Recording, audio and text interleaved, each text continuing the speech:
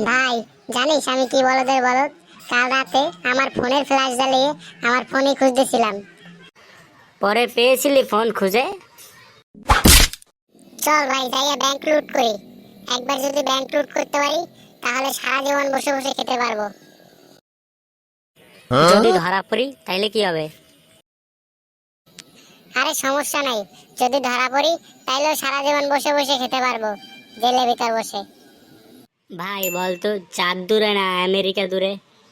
চাঁদ দূরে? না, ভুল উত্তর।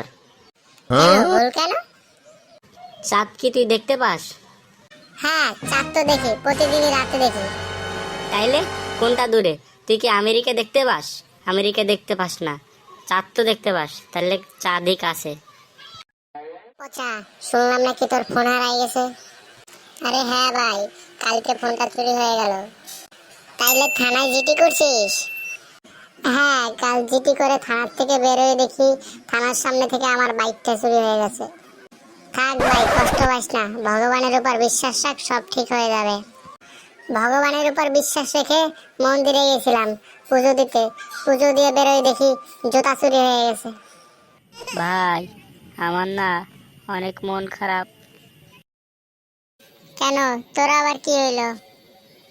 আরে বলিস না, কালকে দাদা জানরে কিডন্যাপ করছিল, তারা 2 লাখ টাকা ডিমান্ড চাইছে। তারপর কি করছিস? টাকা দিয়ে দাদাজানকে বাড়ি আনছিস? হ্যাঁ, বাড়ি তো আনছি, কিন্তু একটা সমস্যা হয়ে গেছে। দাদাজানকে সুস্থভাবে বাড়িতে আনতে পারছিস, সেইটাই ভালো।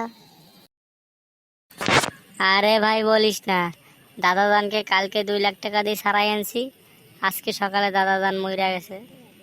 তোমার সাথে আমাগো পাড়ার সাদেক ভাইয়ের বউর সাথে ইটিস পিটিস চলতেছে, তাই না? কই না তো। আজকে আসছিল সাদেক ভাই তোমার লাল জাইঙ্গা বইরা। তোমার জাইঙ্গা সাদেক ভাইয়ের কাছে গেছে কিভাবে? কি বললা? না মানে কিছু না, ডাল রান্না করছে, আসো খাবে। ভাই, তুই কি কিছু শুনছিস নাকি? লালু ভাইয়ের মেয়ে নাকি অন্য এক ছেলের সাথে পালাইছে। ভাই আস্তে কথা বল, শুনছি নাকি দেওয়ালেরও কান আছে। আরে ভাই, তুইও তো বলদ আছিস, দেওয়ালের কান থাকলে কি হবে? মুখ তো নাই, শুনলেও বলতে পারবে না।